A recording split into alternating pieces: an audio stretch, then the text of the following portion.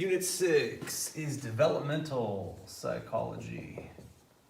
This one's a bit awkward, the way they lay it out. So I've changed it a little bit. It's all the content's exactly the same, but the way they present it in the unit guides and in most textbooks is just, they kind of throw a bunch of different psychologists and their developmental theories or contributions to developmental psychology, which is again just basically how you progress physically and psychologically, cognitively, and all of that from conception all the way till death for your whole life. It was kind of messy initially, but there were some theories that, while not entirely correct early on in the late 19th, early 20th centuries, did actually give us a good idea about how to view the lifespan and development, and finding out that there are common pathways and milestones when talking about development in human beings. So the way I'll kind of do it is I'll basically just kind of give you the physical info about what we know and about some of the early stages all the way up to about adulthood, and then I'll cover adulthood a little later when we talk about Erik Erikson and so forth. But until then, I'll go over just the basics on how you do develop physically and how that results in maturation, which is biological changes in your brain and body that result in changes in abilities and behaviors and thinking, and how that goes into puberty, and then how puberty, of course, occurs, and how you sexually and psychologically, mentally, cognitively reach full maturation. And then we'll also talk about some average gender differences between males and females, and then of course a bit about the 1/10,000th of a percent, I think it is, of intersex people. Maybe it's 1/100%. I'll double check that. But that's how we'll go about it. And then I'll go over the various theorists that have tried to lay out these developmental timelines, and then various others that have contributed to specific types of development, like cognitive development or moral development, and all of those. So starting first, we have conception, of course. That's when you are conceived. That is when the sperm and the egg end up meeting. They conjoin. Once the sperm meets with the egg, the DNA, essentially take half the DNA from the Y chromosome from the sperm and half from the X, and they combine for a unique combination. So immediately that cell, when it's created, is a unique genetic code that is different from the mother and the father, but it's comprised of the two in a different combination with different active alleles. So that's conception. You have, of course, the sperm and the egg.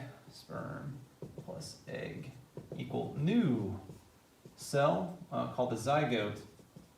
And again, that is a unique genetic code. It is different than the father or the mother. It's just half put together randomly between the two. So that's conception. In the first 2 weeks, I think it is, more than half of these zygotes just die. But the half that go on have a much better chance of living. After 10 days, it attaches itself to the wall of the uterus in the female, and that's where the rest of it's going to take place. Well, all of it, really. And that's what we refer to as gestation, when essentially the single cell starts multiplying and becomes later on, develops as a fetus and becomes a baby/human later on in development. So gestation, of course, is it's actually a little closer to 10 months, but between 9 and 10 months, depending, unless there's a premature birth. 9 to 10 month development of cells/fetus until it's actually born, whether that's just regularly through the vaginal canal, or it's an emergency C-section or an arranged scheduled C-section, if there's going to be some sort of complication or difficulty. All right. While they're gestating, they of course do attach the uterine wall, and I'm going to do my best to do a terrible female uterine gestation period. So there's the belly. Baby, of course, is inside that. This is the expanded uterus. On that uterine wall, you're going to have the placenta, which is this, at least to me, gross-looking, almost like flesh flower-looking thing. Like I saw the placenta come out with my son, so I was grossed out. But it doesn't gross everybody out. Nonetheless, it's very much necessary because that is what essentially filters and provides all the nutrients to the fetus as it's developing over time. So right, that becomes, of course, a full-on human baby eventually. This is what the zygote would be, or the fetus at this point, the fetus. This placenta here, is like it's like a fleshy sac that essentially grows with the baby and usually comes out with the baby too and is discarded. But that's kind of like your nutritional filter from the mother to the child. So that placenta is quite critical. That's going to provide the nutrients through the umbilical cord.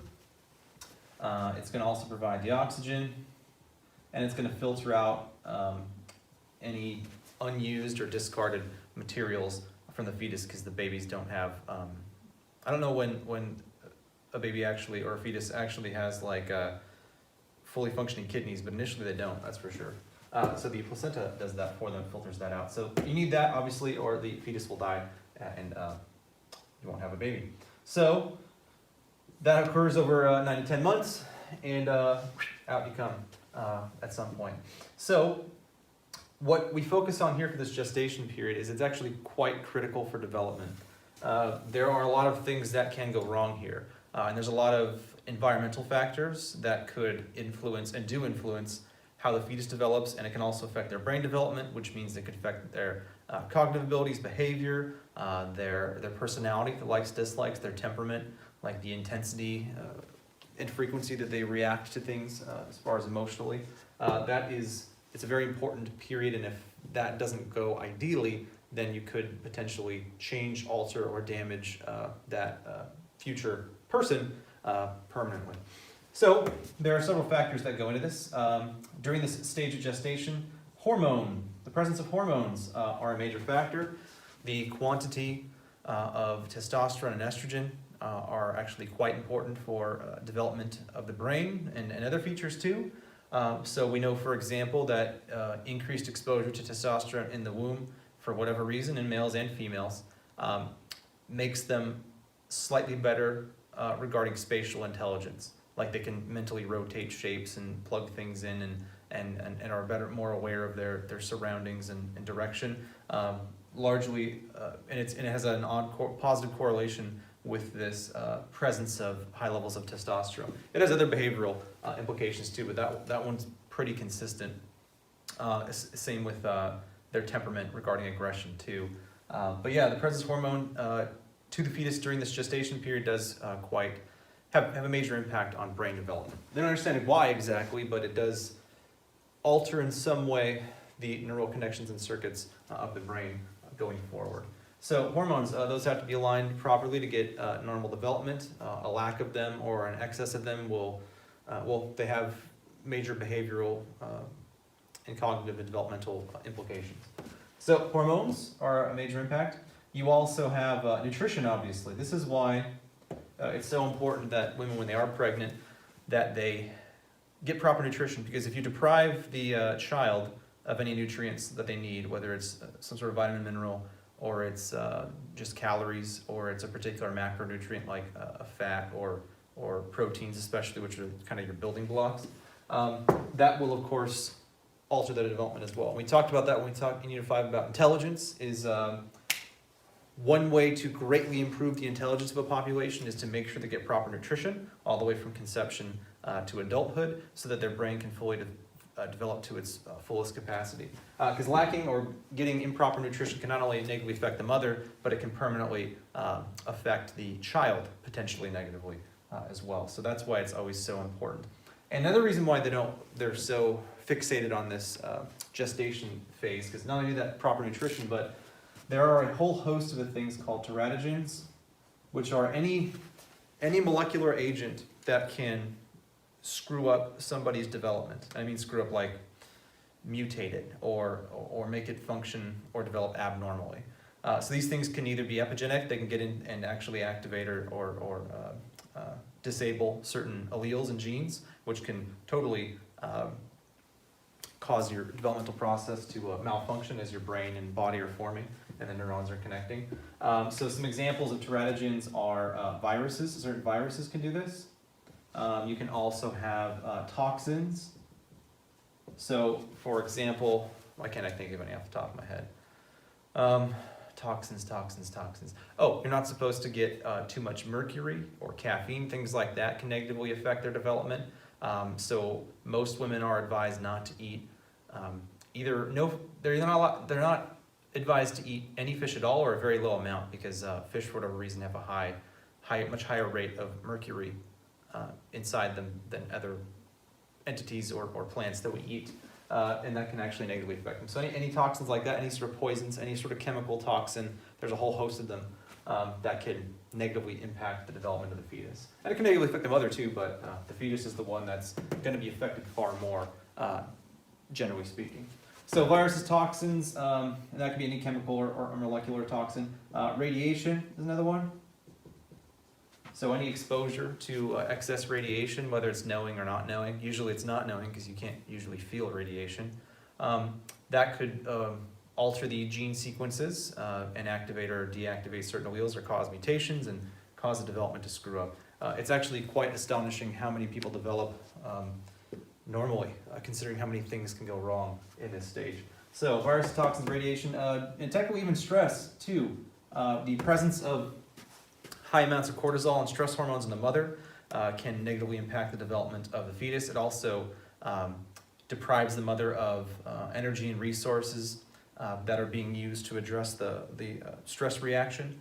That can actually deprive the child of nutrients and energy as well and affect their development negatively. So those are all things to look out for. And what else did I want to mention here? Oh, here's another one. This goes with the toxins. This is a really common one. So almost any drug can do this, almost any drug. I mean like narcotic, pharmaceutical as well. That's why they're so sensitive to checking with your doctor if you take any, even legal medication, because so many of them can have these teratogenic effects and negatively impact the development of the child.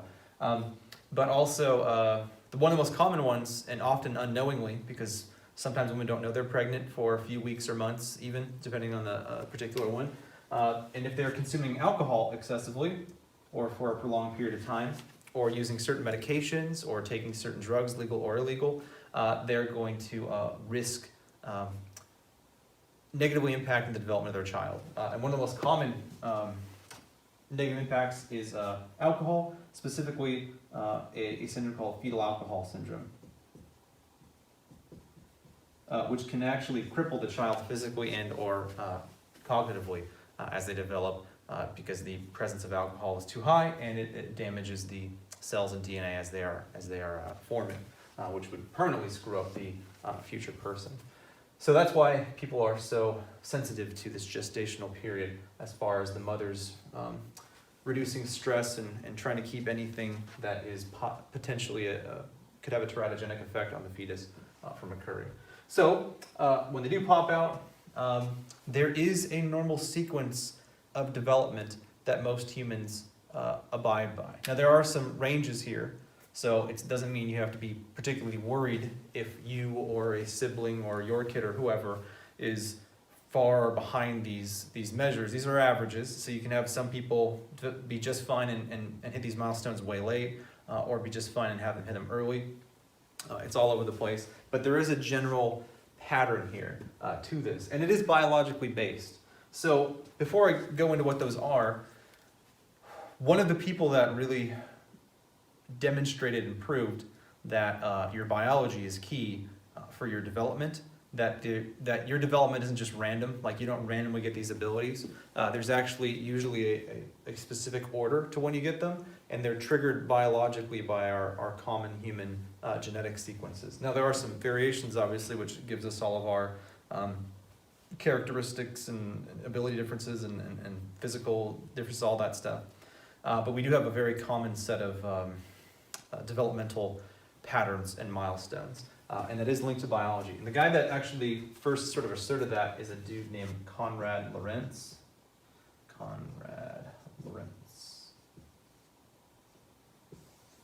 And he did some work between the 1930s and 1970s, I believe, roughly speaking. Most psychologists do a lot of their major work in a 30 or 40 year time span. They usually get out and get their MAs or PhDs in their late 20s, early 30s, and they have a pretty high output, but there's up until their 60s or so. So depending on the person, you get a good 30, 40 years of quality work out of them for the most part. Conrad Lawrence is he actually started out with, and did most of his work on animals, non-human animals, specifically geese for the first one that really took off.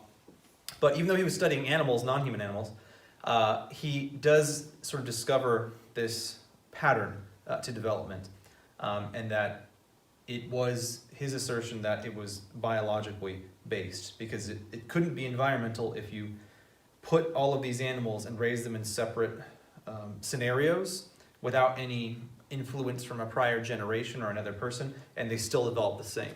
And that was, that was a logical deduction, and one that is almost certainly, is certainly true, that the coding in our genes sort of determines this, how do you phrase it, developmental path. And the environment does impact that, obviously. As you can see here, environmental factors absolutely can weigh in and affect your DNA and development, but the general blueprint is biological, it's genetic for the most part, and that's why we all have a very common set of patterns. So Conrad Lawrence actually discovered this while working with geese. He actually studied and did a lot of work on imprinting, which is basically when, this doesn't apply to humans, but in geese, for example, I don't know all of the animals this applies to, but in geese, for example, there's this time period where you can, depending on, if you take a fresh hatchling and you pair it with a mother, it will fairly quickly, at one point, I don't know the amount of weeks for this, but it will imprint on what it believes to be its mother. So it'll form this really close connection with and think that whatever this thing is its mother, and it will follow it until it reaches its next developmental milestone where it starts to go off on its own. But that powerful connection where they identify with it as mother and follow it, no matter where it goes, no matter how dangerous or safe it is, until they hit their next milestone and start to venture off independently. That's imprinting.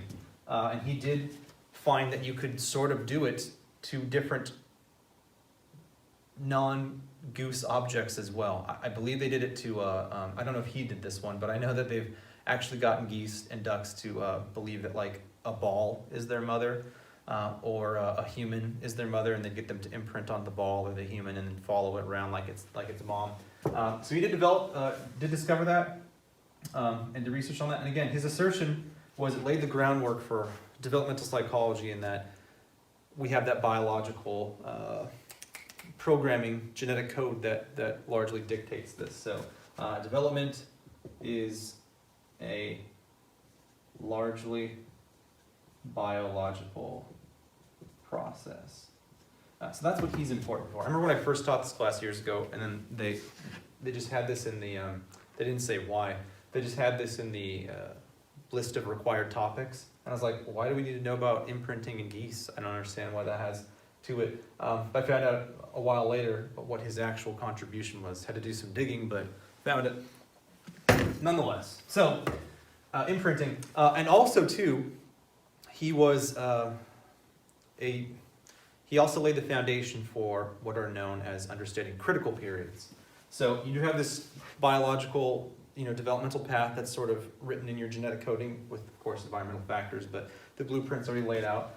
There are these stretches of time where you kind of have to learn something. Something occurs, some sort of developmental process occurs, and it happens at this time in your lifespan, and it often has to occur in this time, or it never happens, or it's fixed that way. And that probably didn't make much sense, but here's what I mean. So critical periods. The critical periods for imprinting, I don't know the exact time frame, but depending on how old the chick is, like freshly out of its egg, what you pair it with, it will identify with that object or entity as its mother. That's the critical period. I can't do it later. Once it's already occurred right after birth, with whatever it is, or whoever it is, it's done. It can't occur later. That's when it has to happen. So these are developmental periods that have to occur by or at a specific time, or they may not change or develop. So you can have this for humans. You have, in your early years of life, there are several things you have to learn to do, which humans do automatically, by the way. We talk about this with like language, for example. Humans are uniquely programmed to want to, before they even understand what anything is, absorb language, understand it, and then replicate it and express themselves. So you don't have to like exactly teach a kid to talk, as long as the kid is there and you are talking around him or her, or to him or her, preferably to him or her, preferably both. But as long as they're exposed to the language, they'll pick up on it automatically. Writing and reading and well, actually, they'll understand the grammar too, even speaking it. But you have to teach the reading and writing, which we talked about also earlier in Unit 5. Yeah, it was Unit 5, where that's actually a cultural phenomenon that's only about 4,000 or 5,000 years old, that you actually have to teach and learn, and it's difficult. The language process is not, it just occurs. But if it doesn't occur for whatever reason, if the kid's isolated, or in some extreme cases of abuse where they deliberately isolate the kid and don't expose them to language, if they don't learn it by age 7, they can't learn it. I don't know which part of their brain, whether it's the Broca or Wernicke or both, don't develop properly, but if they aren't exposed to enough language by age 7, they will not be able to communicate or understand verbal language as other humans can. And there are a couple examples of that historically, of kids that were either, feral, somehow survived on their own, like their parents died when they were young, but they somehow were able to survive, who knows how, maybe with other people or whoever, but they weren't exposed to language or enough language, and then by the time they were found at age 7, 8, 9, or whatever older ages, they weren't able to understand or learn language. At that time, that critical period had already come and gone, unfortunately. There was one girl who was isolated sadistically by her, I think it was stepdad and mom or something like that. I can't remember the details, but she was like isolated from people until I think age 13, something way beyond 7.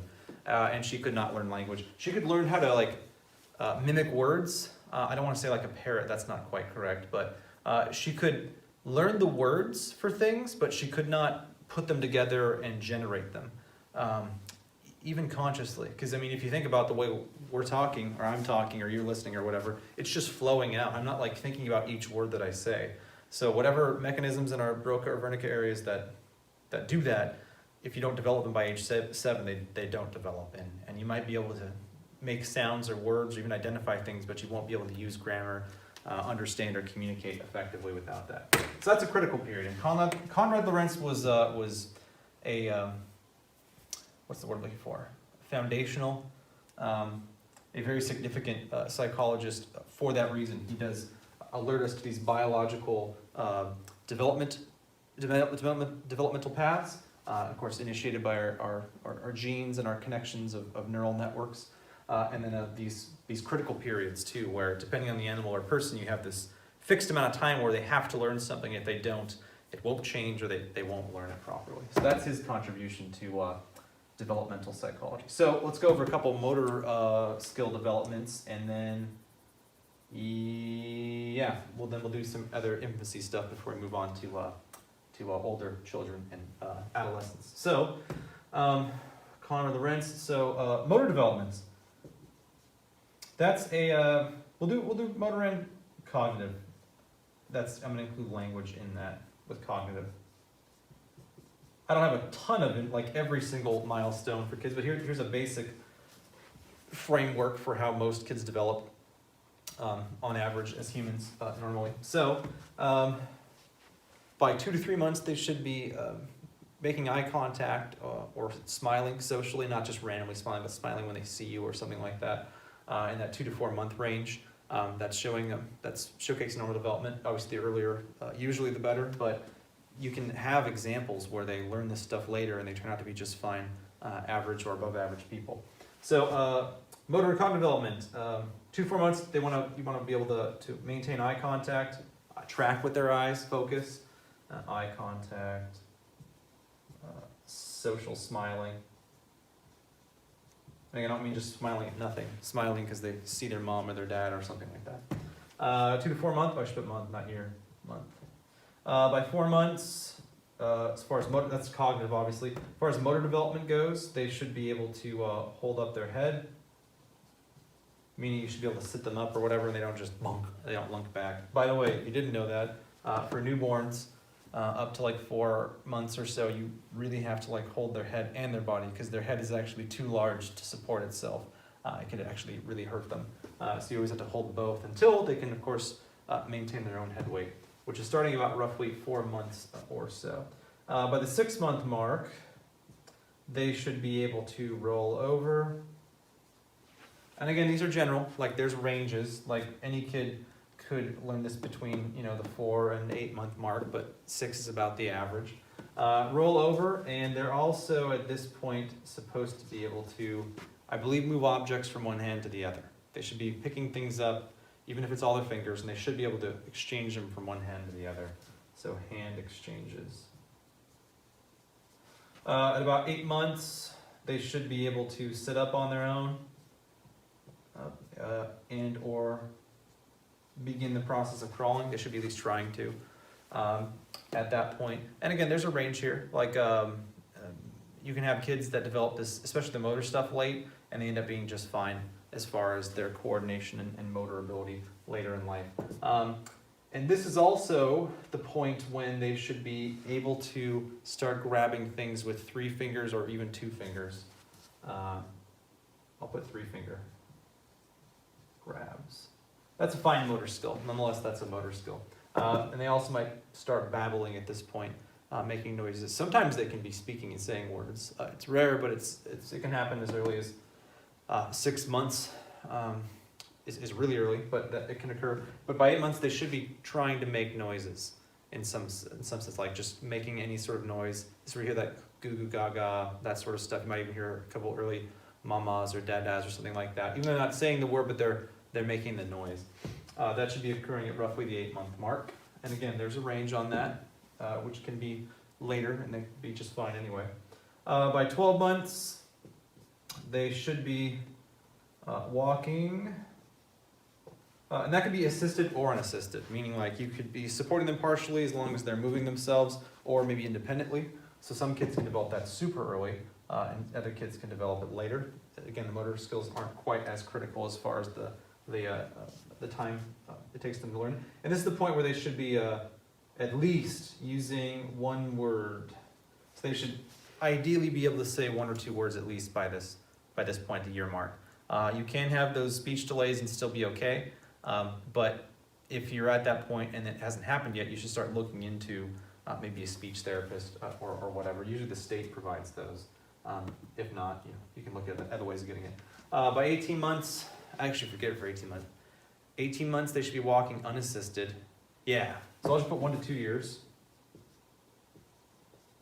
They should be walking unassisted. By 2, even running. Or even earlier than 2, running. Walking, that's terrible writing. Walking unassisted is what it says. And they should be speaking in, they should be, of course, acquiring more language as they go. And by 2, you generally want them to be using like simple 2-word sentences, like mommy up, or I'm hungry, or something like that, or I hungry, or whatever it might be. They should be, hopefully, using those by age 2. But earlier is always fine, and then later can also be fine too, depending on the situation. That's motor development. And again, the fact that we could go out and look for these developmental patterns was sort of that idea laid out by Conrad Lawrence, that we have this common biologically driven developmental sequence. It's in our genetic code. That's what we know now anyway. But that's kind of the average for humans, male and female, is that sequence, roughly speaking. There's also more cognitive ones too, about like what they should be doing, like stacking blocks or putting them inside cups, or is it 6 or 4 months? It's one of these too, where they should be able to like they should have object permanency, where they begin to understand. I forget if it's 4 or 6 months, but object permanency. This is where they realize that if you like take a toy and put it under a blanket, it doesn't cease to exist. Like if you do it before this point, before their object permanency understanding, it just disappears to them. Like you put it under a blanket, oh, it's gone forever. And then like if you pull it back out of the blanket, they're like surprised. At this point, when they start developing object permanency, they should start to look for the toy. If you put it under a cup or under a blanket, they should maybe pause and look at it, but then they'll look underneath it or knock it over or search for it as if they know that it's there, even though they can't see it. All right, so that's the basic developmental path, and a lot of people have contributed to that. But there are a couple specific ones that I want to mention here. And again, this is largely thanks to Lorenz's contributions and understandings about our common developmental schemes. So there was a psychologist named Mary Ainsworth in the, I think it was the 1950s. I want to say 1950s till the 1980s is when she did the majority of her work. But I think she did this part in the 50s. And this is pretty hardcore actually, it was in Philadelphia, some East Coast town, Baltimore maybe. She actually went around to like hundreds of houses and families on a daily basis, routinely, the same houses, just to go there, and it would be awkward, I would assume, and just observe. Like she wasn't there to interfere at all. She would just sit there, and these families would agree to just let her watch. Like she wouldn't give suggestions, none of that. She's just merely logging the development of these kids and what they're doing. So not only, of course, she noting the motor development, but she actually found some relational milestones too. So here's some of the stuff that she noted that she has done a lot of work on. She isn't so much, as far as I know, she didn't like coin this term, but she's largely the one that did the research that at least generated this, was a phenomenon known as stranger anxiety. And this can occur by, I think on average, it's about the 8-month mark for infants. That is where, if the mother or father, whoever they see as a parent and recognize it, it's usually a mother, especially in the 1950s, but it's usually a mother. But it could be somebody else, it could be grandma, and whoever's one of their primary caretakers that they identify and feel safe with. They will play and act and be happy and normal as long as that person, again, usually the mother, is close, but the further away the baby gets from that person that they see as their caretaker and they feel secure with, they become more anxious. They look around more, they're less comfortable, they start demonstrating the signs of stress, like the panicking, the increased breathing, they'll be more fussy and cry. They're clearly not comfortable the further away their mother is, and if their mother's gone, then they're in a complete stress state if their caregiver's not there. So they're very much, depending on the personality of the kid, which again you can actually see this early, if they're like more extroverted, like oh new person, and they're just wonderful and open, or they're like and they're really reclusive if they're more introverted. Nonetheless, at this point, if you take the caregiver far away or separate them, they get increasingly anxious the further away or more separated they are, to the point that they can't function normally, at least in that moment. That's what stranger anxiety is.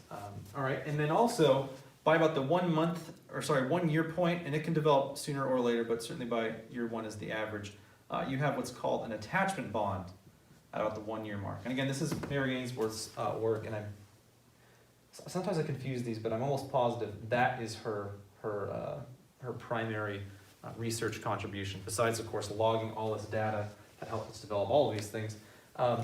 She was largely responsible for research regarding the attachment bond, which is the bond that you have with that caregiver, usually mother, but it can also extend to other family members who are caregivers or are around frequently.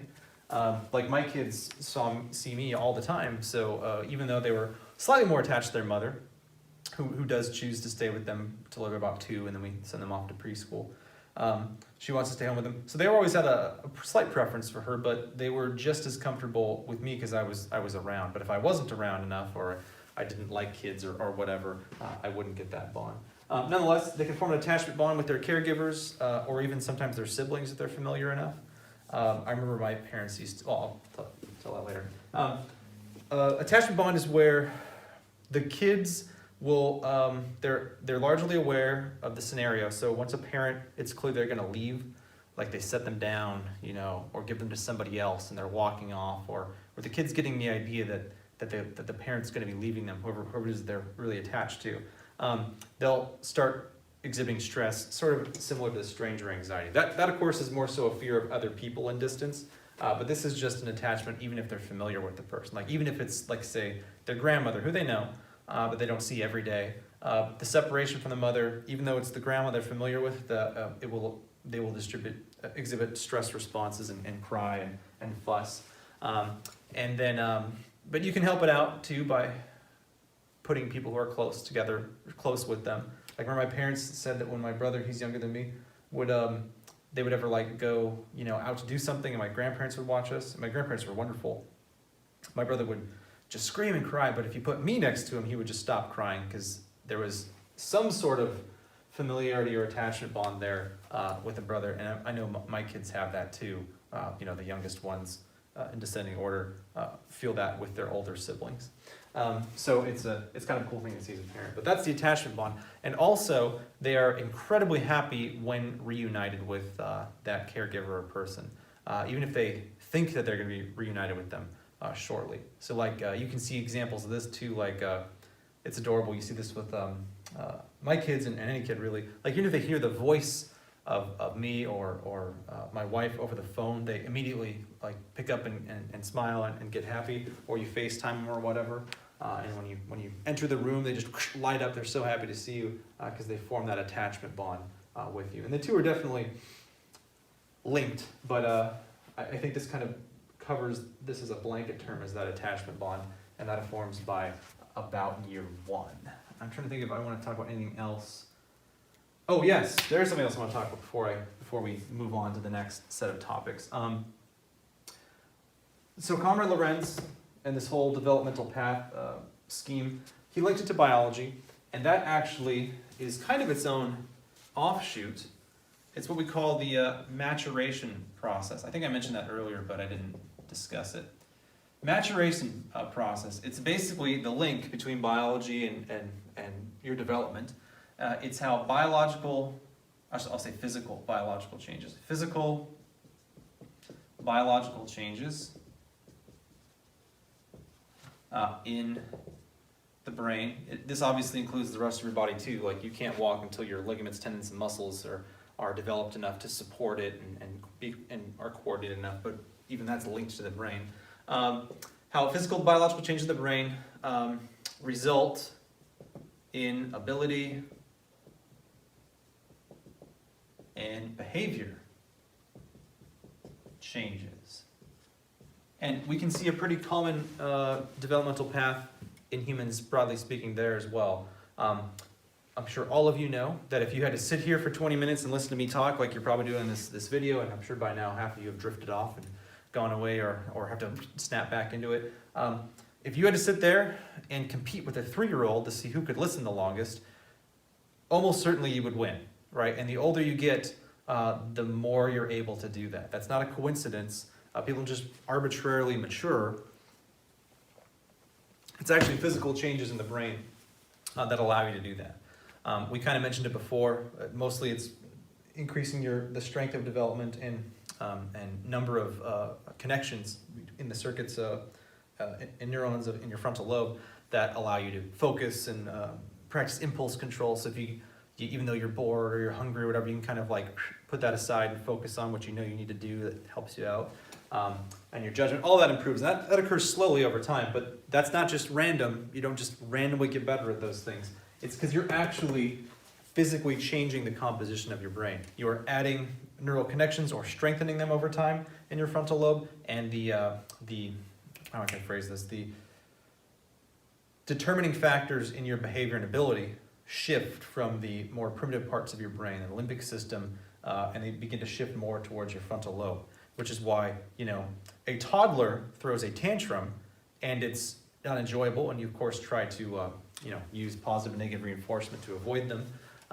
But those happen way more frequently than adult temper tantrums occur. Like if you saw an adult throw a temper tantrum like a toddler, like you'd probably call 911 because that could be dangerous, first of all, but it would just be, it'd be really, really odd. to see an adult just screaming and flailing, and throwing things and kicking things and stomping and screaming and crying. Like that would be actually quite terrifying depending on the person and what they may or not have on them at the time. So that's the maturation process. And again, we link that back to Conrad Lawrence and his connection between biological influences on behavior. But that's the maturation process. So keep that in your mind, because that's kind of a common AP test topic, by the way, is the maturing process and maturation. And again, that's just physical, biological changes, meaning your brain actually grows and forms more physical connections between circuits and neurons, and that actually changes the way that you behave. It changes your or at least alters your motivations, and it alters your ability to hold back on your impulses and make good judgments and understand patterns and add experience and knowledge over time and apply those and make predictions.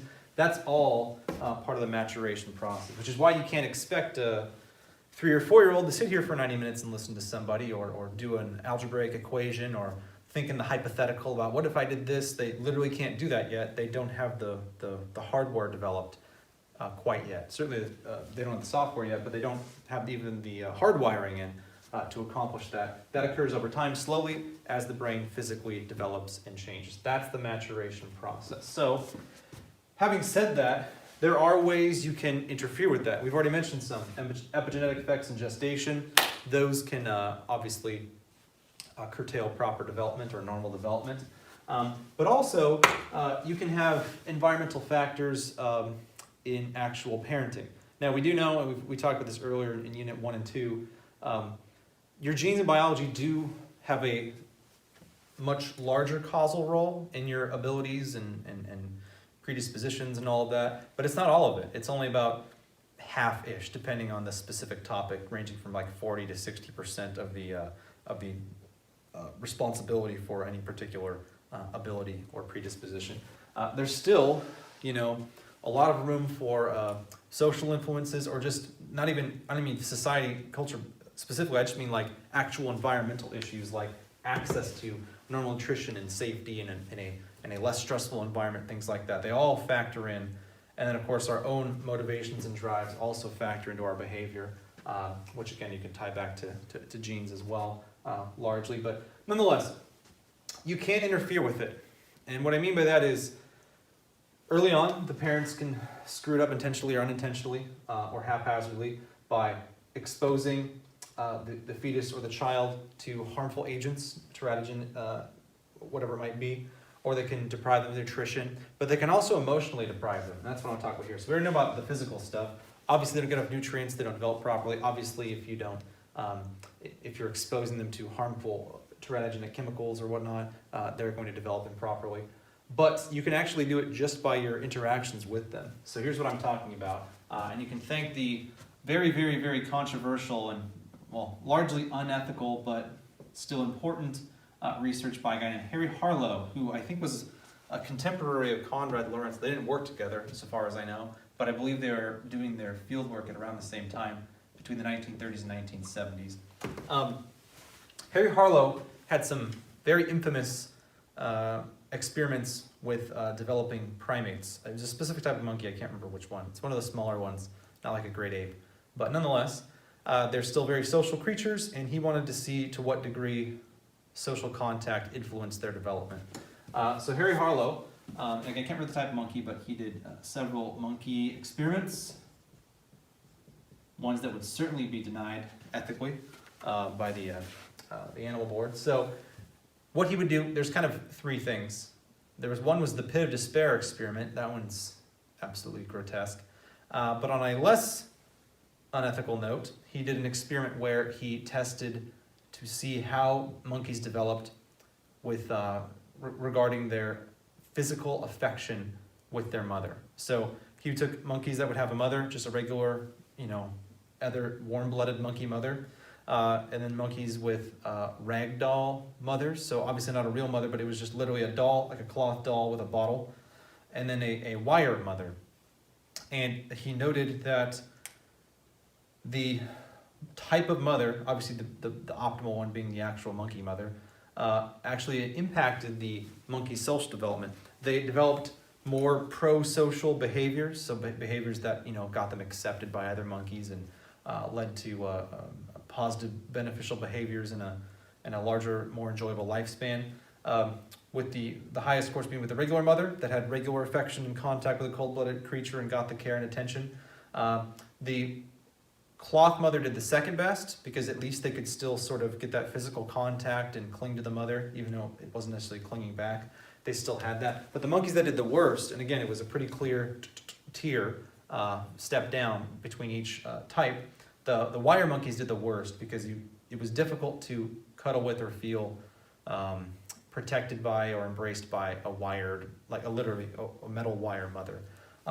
And that was a pretty, well, clearly unethical, not as unethical as the next one I'm going to tell you about. It did show that actual attention and affection affects your development.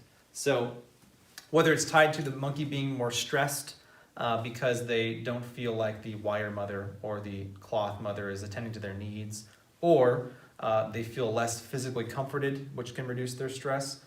Regardless of what it actually is, the factor, you need that physical attention and affection from a caregiver constantly to actually develop normally. Because again, it did actually make them smaller, less social, less shorter lifespans, more aggressive. That's of course an antisocial behavior. All of those factors correlated with the amount of physical affection and attention they got from the mother. Obviously starting with the regular mother, then the cloth, then the wire mother at the bottom. So he showed importance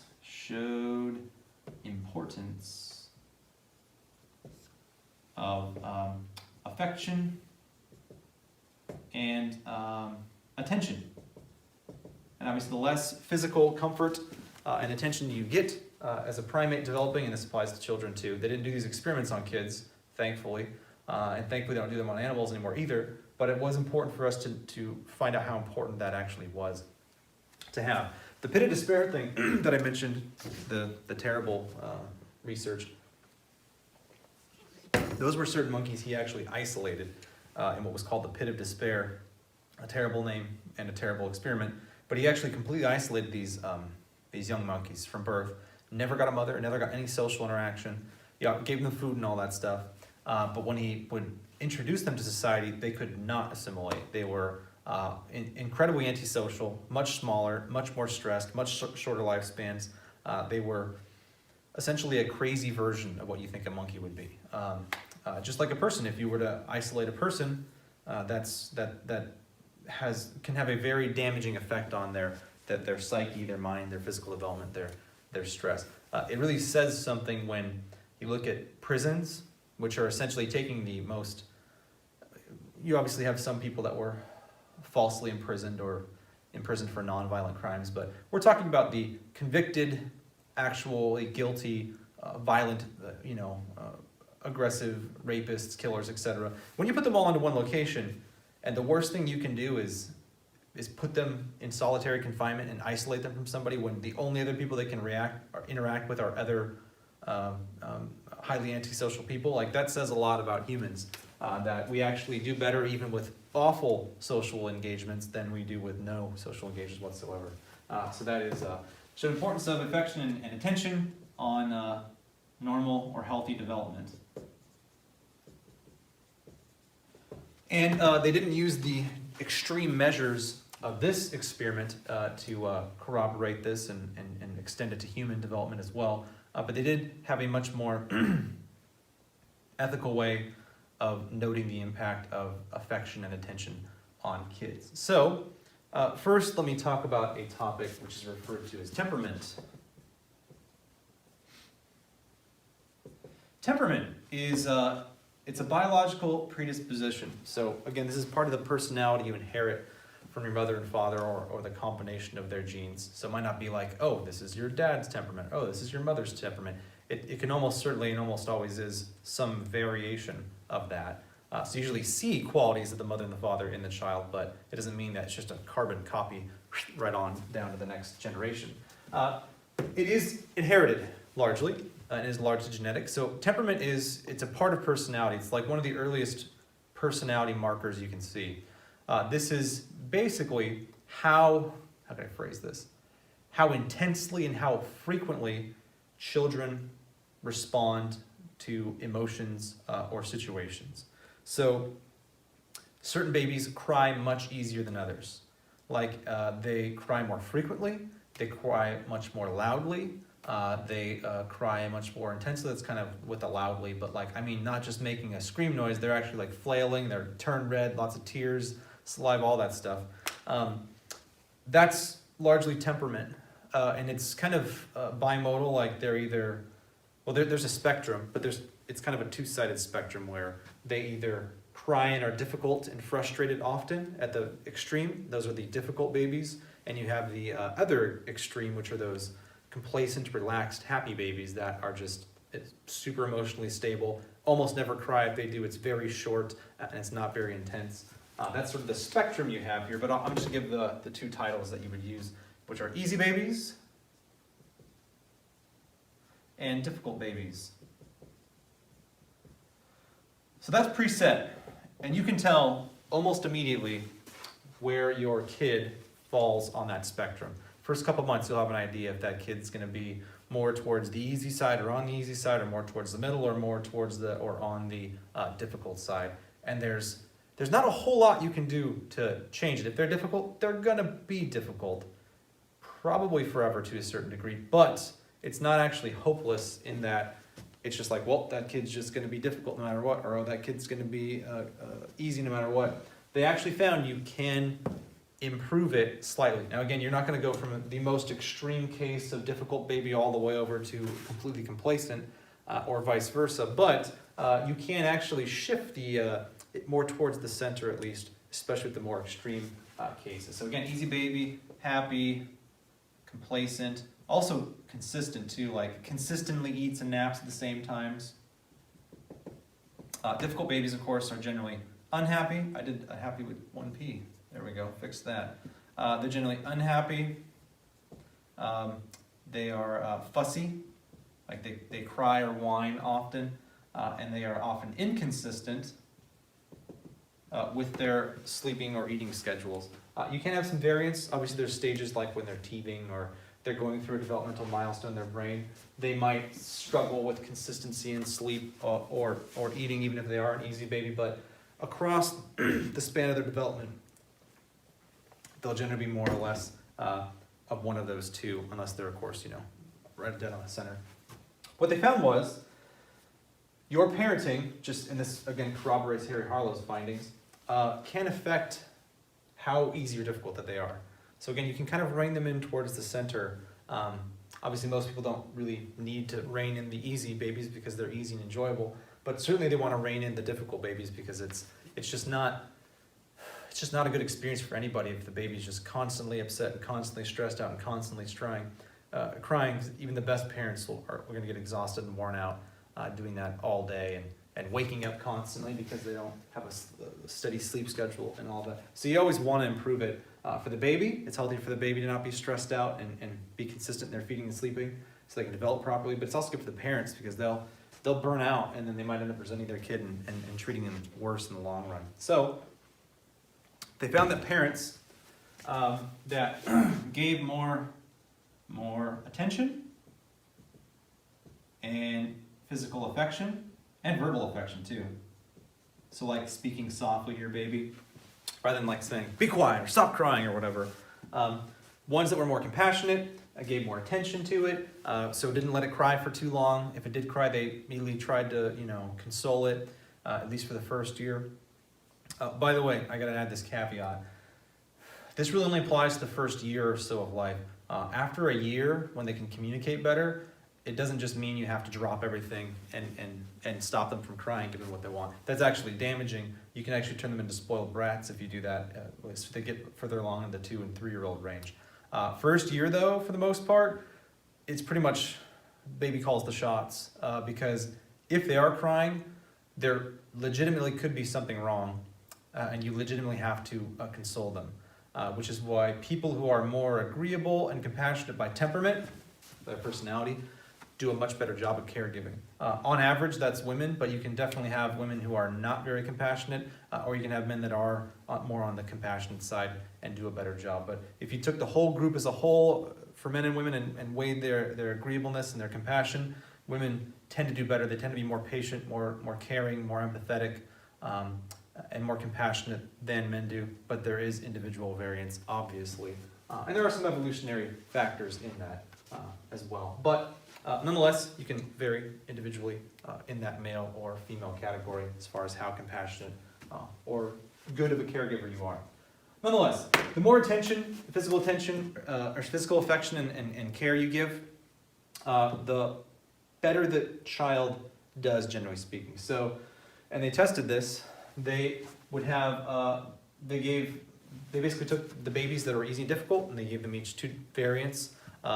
Parents that were very caring and very attentive and very affectionate, and they had parents that were the opposite, that were much more delayed and dismissive and non-affectionate. And they kept track. Easy babies got a bit worse if their parents were not giving them adequate affection and attention and physical contact. But the biggest difference was, and it wasn't huge, but there was actually a difference in the difficult babies that got the love and attention and physical connection. Like skin to skin, not letting them cry it out, giving them the attention and consult they needed. It actually did improve the difficult babies who would either get worse or stay just as bad with the parents that weren't paying attention to them as well, or weren't being as affectionate. It did actually move them towards the center a bit. Again, it didn't make them go from difficult to easy, but it did rein them in more towards the center, and they did develop. They developed better. Both babies, when compared to their other control group, on the difficult and easy spectrum, they both did better than their peers with the less affectionate, less attentive parents. So again, the easy babies, they got the affectionate parents and attentive parents, as opposed to the easy babies that didn't, that got the less affectionate, less attentive. They developed quicker, they were bigger and healthier and happier. And same with the difficult babies. Again, they were still on the difficult side of the spectrum, but they were much improved as far as their developmental milestones go, their ability, their actual physical size, and their overall health was higher than their unattentive, unaffectionate peer control group. So that is a fair degree of evidence that supports this, the necessity of attention and affection and compassion given to children, certainly at that early age. So again, the first year, crying it out, that's an old, outdated theory. We know that actually damages children neurologically, because then they feel scared, they feel safe, they feel stressed all the time. It diverts their energy from developing their neural networks properly and the resources and energy and protein they use to do that, and instead diverts it towards the stress response and crying and reacting to that. So it can actually deprive them. So again, temperament, largely genetic. It's one of the first markers of their personality. But you can have an impact as a parent to some degree. You're not going to completely shift it, but you can shift it a bit. So more attention, physical and verbal affection equals healthier development. So it's quite critical that we have that in there. I'm trying to think if I forgot anything. Nope, that's pretty much it. So where we'll pick up once I erase this, we'll pick up on adolescence and teens, and then gender differences, and so the data, the average data between gender differences, and then some of the social and biological theories that attempt to explain it.